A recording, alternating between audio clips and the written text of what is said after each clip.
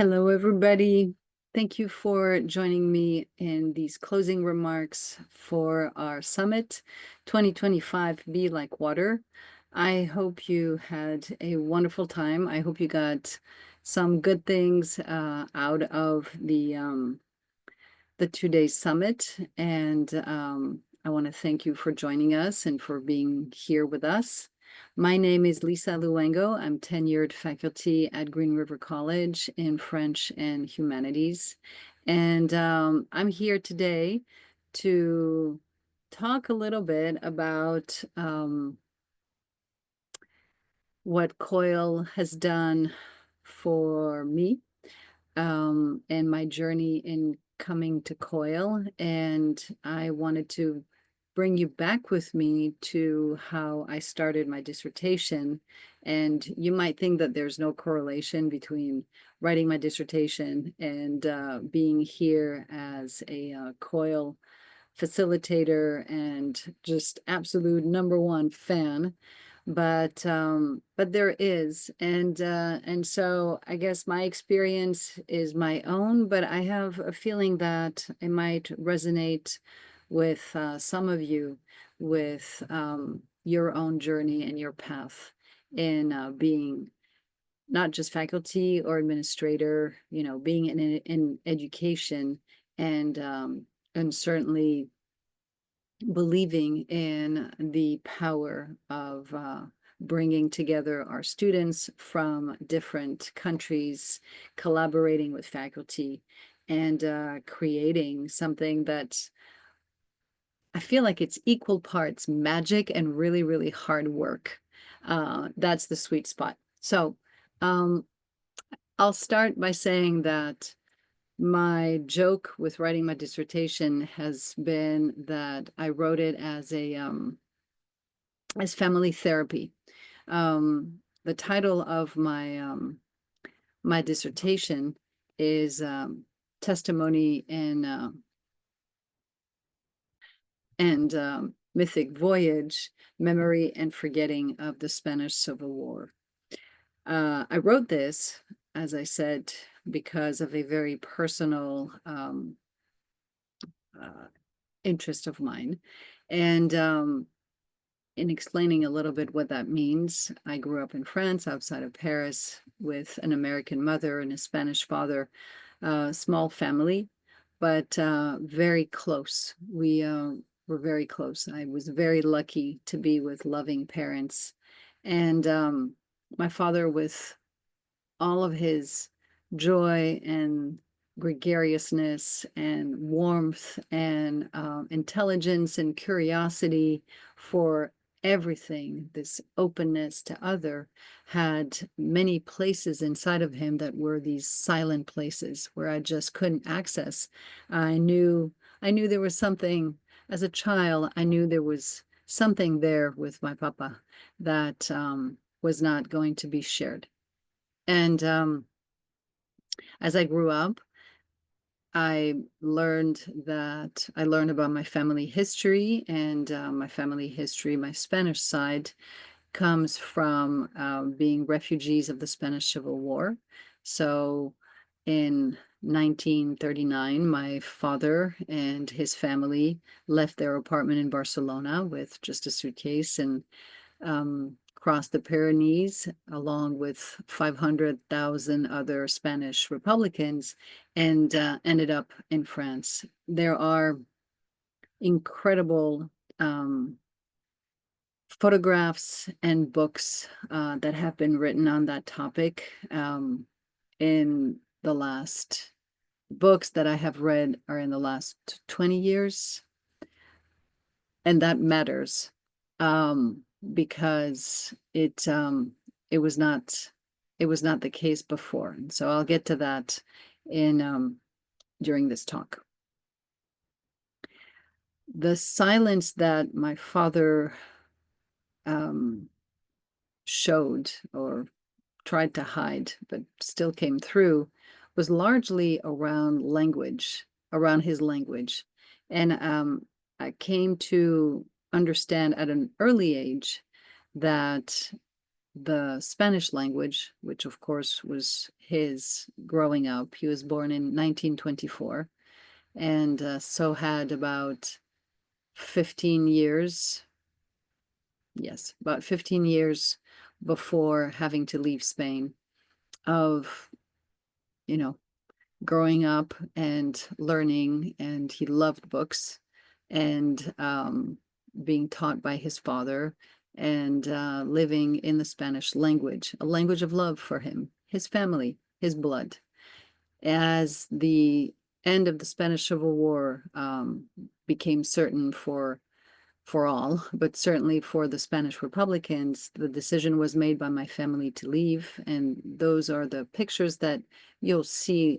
Capa is an incredible photographer who made, to this day, the visualization of the exile of those of the Spanish Republicans very much real. So growing up, I didn't really understand why Spanish was not shared in the same way as my mom. My mom spoke English to me all the time, and my father would. I did learn Spanish with the Spanish side of the family, but my father really reserved French as his love language with his daughter. And not until I was an early adult and decided to go live in Spain was I able to reconnect on a visceral level with that part of my heritage, the Spanish part of the heritage, that is the language. Early on, in my discussions with my father, I realized that his reticence to use Spanish stemmed from the trauma that he experienced at having to leave the country, but also leave his language to the dictator. Spanish became for him the language of Franco, the dictator who lived until 1975. And it no longer felt like it was his own place of safety to use. It no longer belonged to him. And so that notion of language, of what purpose it serves, how it is never innocent, right? How it is always a tool. Yes, sure, a tool for communication. This is what we have for us as educators, for example, in language instruction, we have that even more, right? Because we're teaching them another language. But the notion of what language is something that became very clear to me, how it was a tool for oppression, how it had become a place of exile, not just the geographical, physical exile, but my father had become exiled from his language. And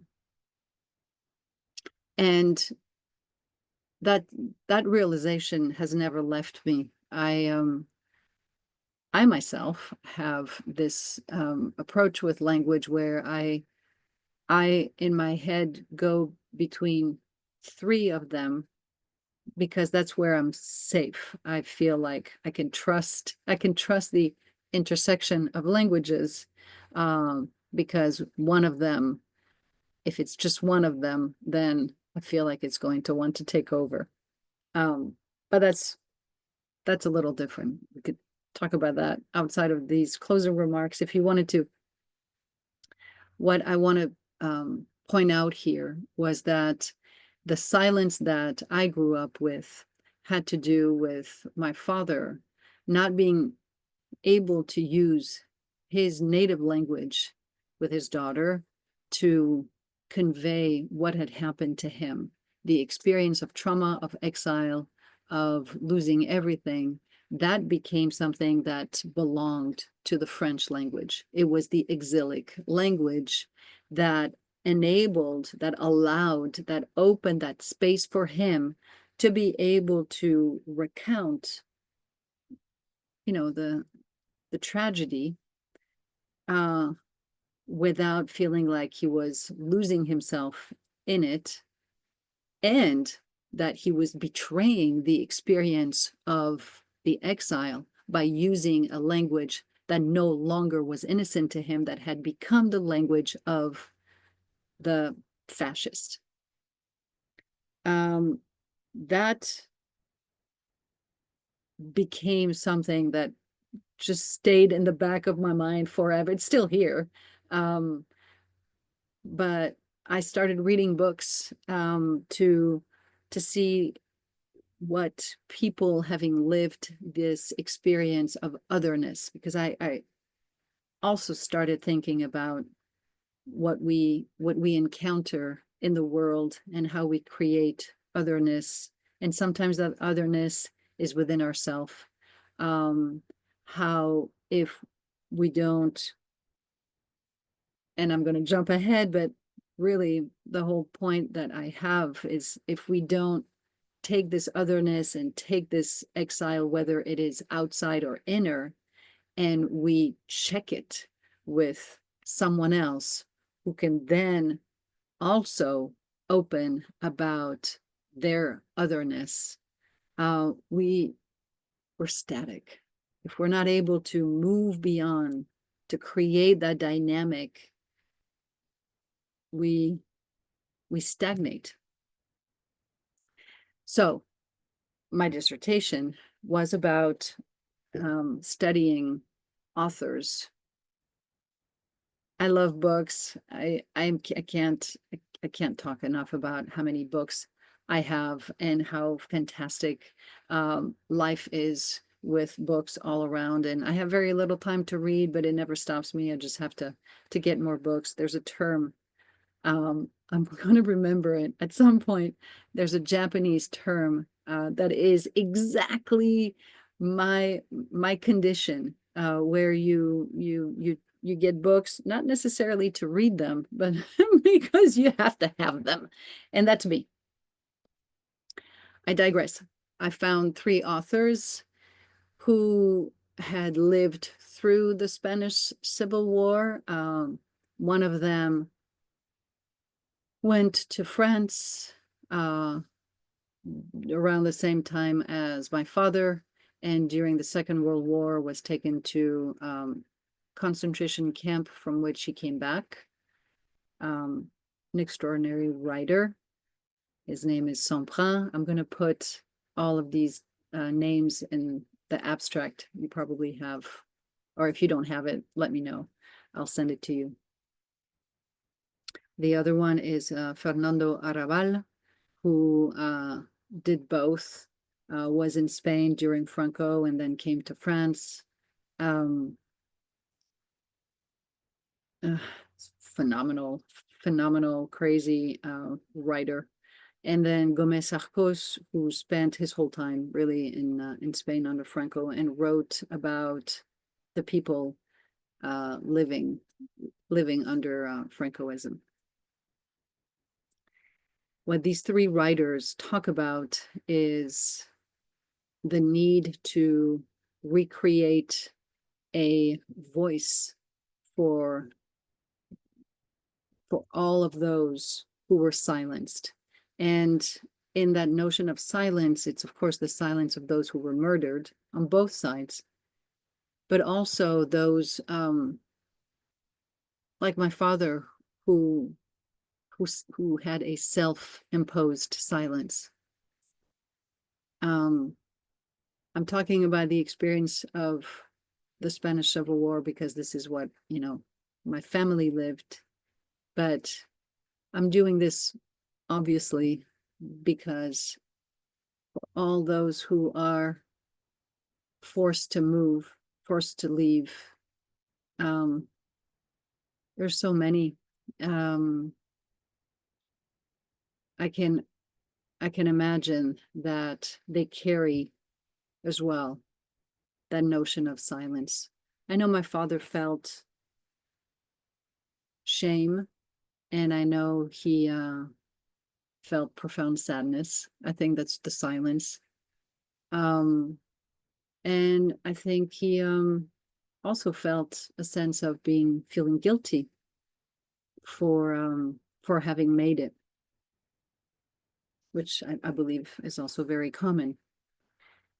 The silence, though, I want to come back to it because this is important, I think, to me and I think to us. Um, the silence was also furthered, imposed as a collective in the transition to democracy after Franco died in 1975. The King Juan Carlos asked for the country to effectively have a collective amnesia of the war and move beyond it, not seek retribution or opening cases, looking for mass graves, asked the people of Spain to come together so that they could create a stable democracy. And I think that that's something that that really helped Spain join the rest of Europe quickly and become, a thriving economy rather fast. But we know that that can only be temporary, that there is a reckoning. There's always a reckoning. And I think that when it's not done, then all of those undercurrents come out one way or another. In that silence, I also think that the opposite of it is using language that we're no longer trusting. And so, in the case again of my father, not only Spanish became a language that was not his anymore, but there was also that notion that it couldn't be trusted in the meaning of what it stood for.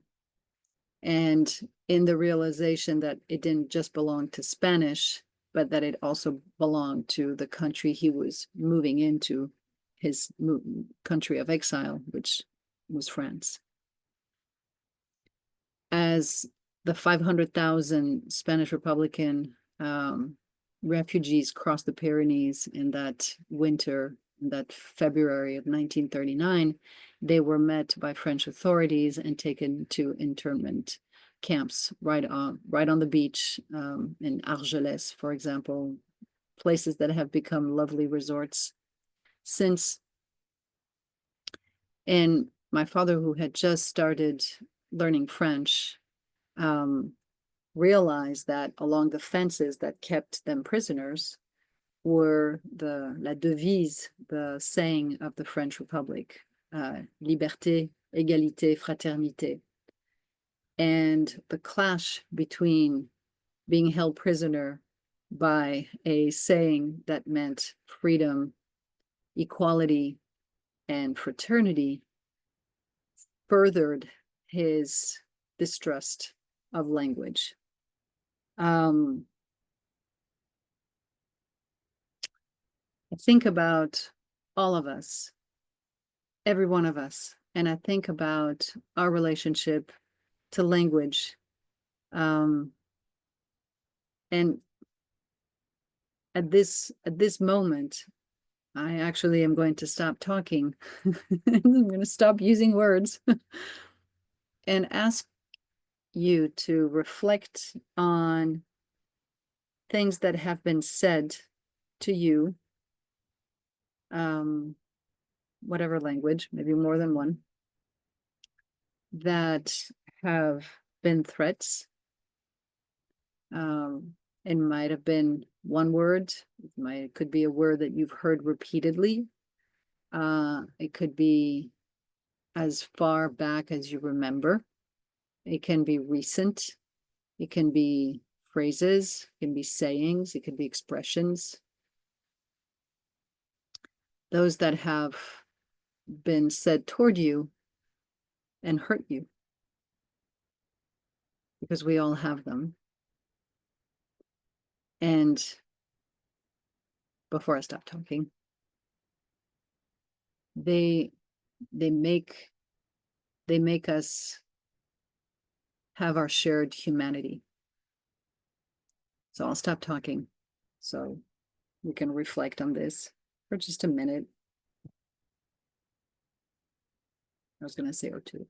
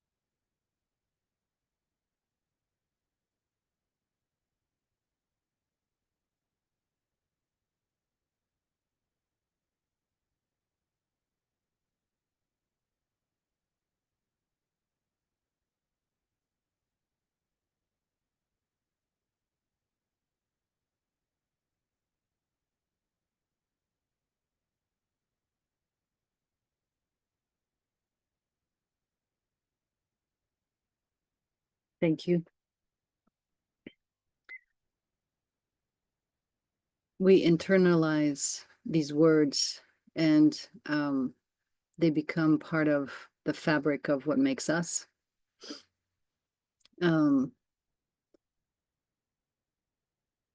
We rationalize them and we can compartmentalize them, but they're still there, and they find they find ways to dig in, and they become part of that that otherness that we have to contend with. Because again, in thinking about language and how we approach it, it is at the same time the unifying factor between all of the people who speak the same language, but it is at the same time what creates an inner exile, what creates that otherness between people and within ourselves, when the words that are supposed to be a place of safety become weaponized, right? Turn into a weapon. And so in understanding more my father and his path of having had to become who he was as an adult, as someone working, as a husband, as a father, as a grandfather, knowing that the imperfection of the French language that was at the same time a safer place for him became one of the things that was so interesting to me to examine in my dissertation. It's very warm, so if you see me sweating a lot, I'm not nervous about talking about this. I just realized maybe people are thinking, oh my gosh, this is just a lot. It's like 85 degrees today. It's incredible. So, and I don't mind being warm because, you know, got Latin blood, so I like heat. So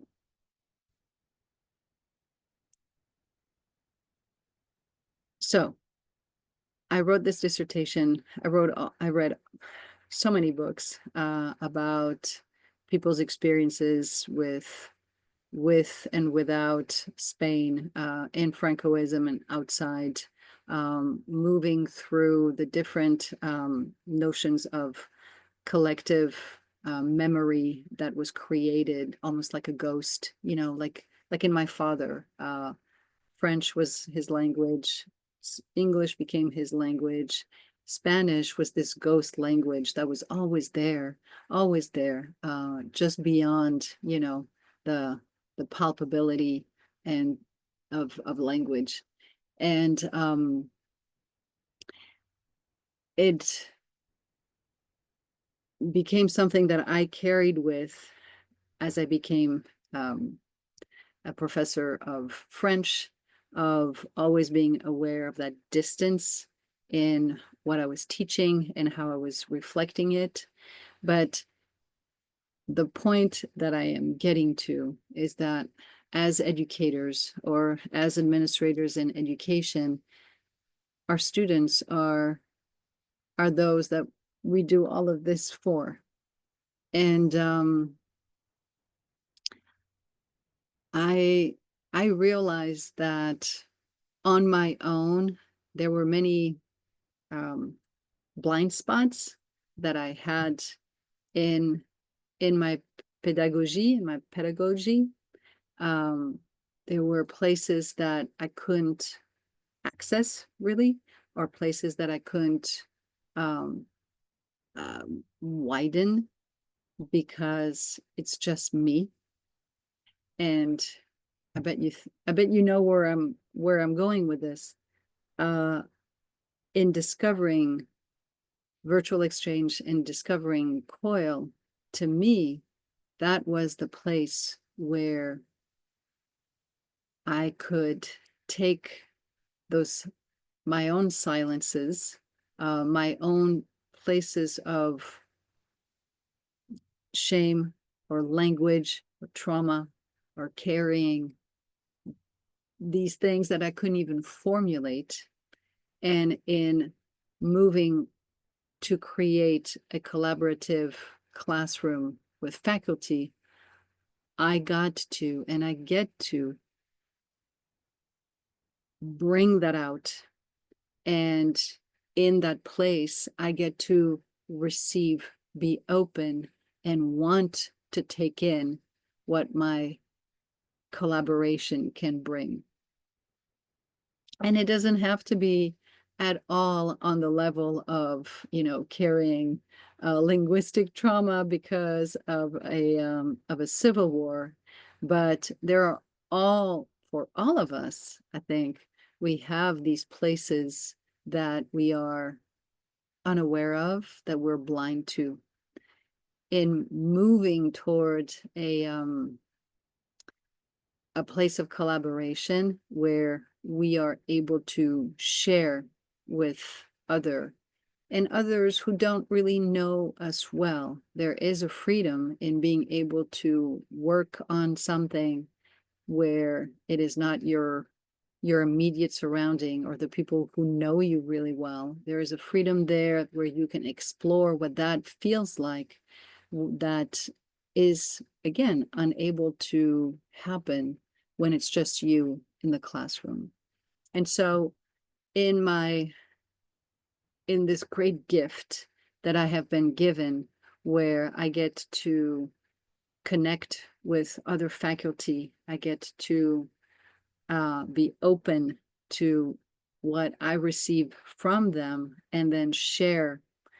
And no, I'm not going to talk about the Spanish Civil War to everybody that I'm coming in contact with and working to create, a PBL or a driving question, with intention to, have our global teams of students, learn intercultural competency. But it's there, but it's at the same time, it's there. And it's in that connection that the stakes that are difficult for me are lessened because I'm working with someone else and we are working together not for our own, but for our students. I mentioned earlier very quickly that I think what COIL does is put us faced with our shared humanity. And I think our shared humanity matters for everything. I think it's everything. But it's difficult to know what to do sometimes, right? In terms of what we're doing and why we're doing it. And what do personally, what does that look like for us? And I think that being open and sharing with our other without having any knowledge of how it's going to be received, but having that belief that it will, because the common goal is always to better the lives of our students, that we can move beyond, that we can find that momentum, that we can keep the dynamic of learning ourselves and teaching to our students on a level that resonates with the importance of that shared humanity. So, thank you. I think I had other things to say, but I think I'm going to go now. If you have any questions, please send me an email.